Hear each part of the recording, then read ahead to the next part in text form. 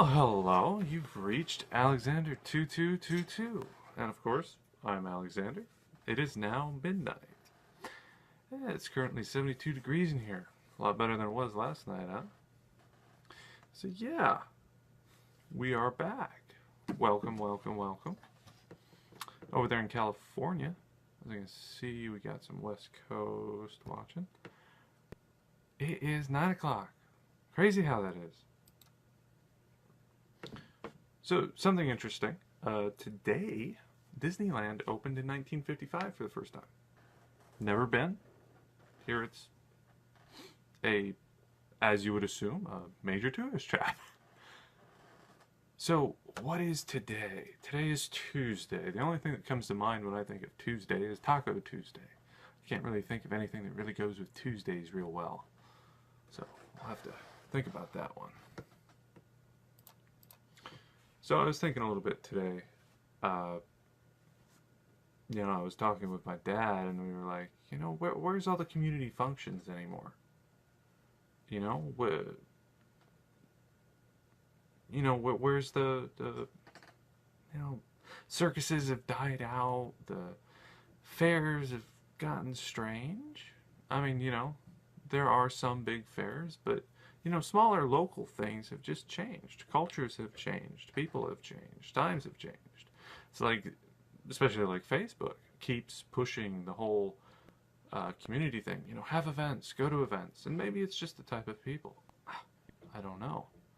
But I was thinking a little bit, the whole reason I wanted to do this, sit here with you, you looking at me looking at you. Not quite. But I don't really feel like I have a culture. So I feel like I have a unique aspect or outlook on life and different items. And also, somewhat of how I was raised. I was homeschooled.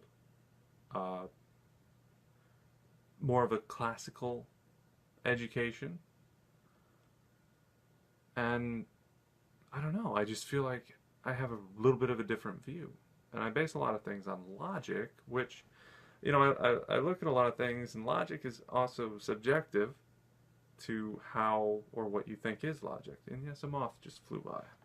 Got the window open because it's nice out, man. It's nice. So, culture. What is culture? I'm just looking a little bit here.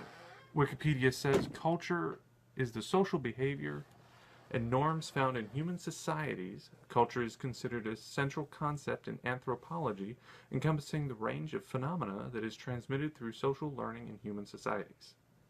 Yeah, that made no sense. Basically, it's all the stuff y'all do when y'all get together. Yeah, so what creates a culture? What deems a culture? Like, I'm technically a millennial. I was born in 92. Which millennial can date back to 84. My mother is Generation X. Her father goes up into the silent generation. I mean, who comes up with this stuff anyways? And, as much as we're like, oh, you should not be under a label, we like using labels a lot. So, just going in a culture, what creates a culture?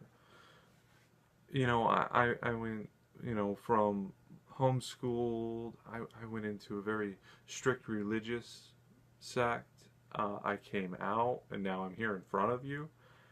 And, where did my culture come from? It's like I had small mini cultures all stacked together. And of course, I'm going to go into that in detail as we carry on through the evenings.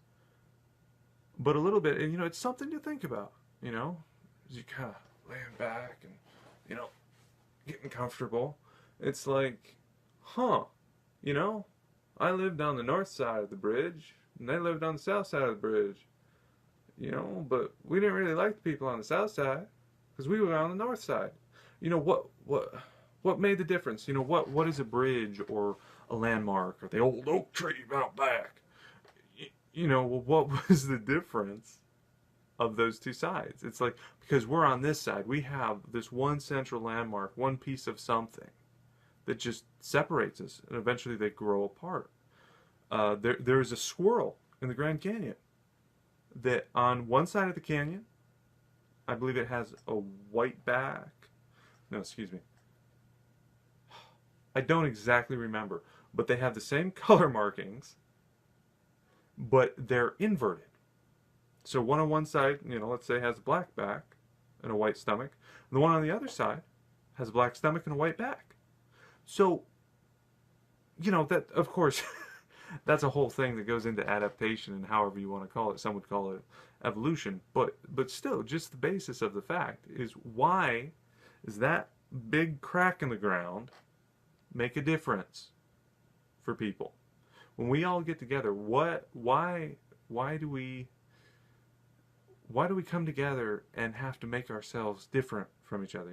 We create a group, and it's like, well, I'm from that group, so better watch out. I got a chip on my shoulder because I'm from this side, I'm from that place. And that branches out into all different directions. But still, just what makes a culture? Something to think about. And I used to work with this little guy, and he said one time his goal was to make you throw up in your mouth a little bit every day that you saw him. And I want to do the same thing, except not that. I want you to feel the opposite of that. Or just, stretch your mind a little bit and just, give you a little food for thought. So on that note, I thank everyone for coming and watching, and those that will watch in days to come. There are no back episodes because, well, there is on Facebook, but YouTube, there was an issue. I have to fire my tech guy. I mean, my editor, he's a complete loser. I need to get rid of him.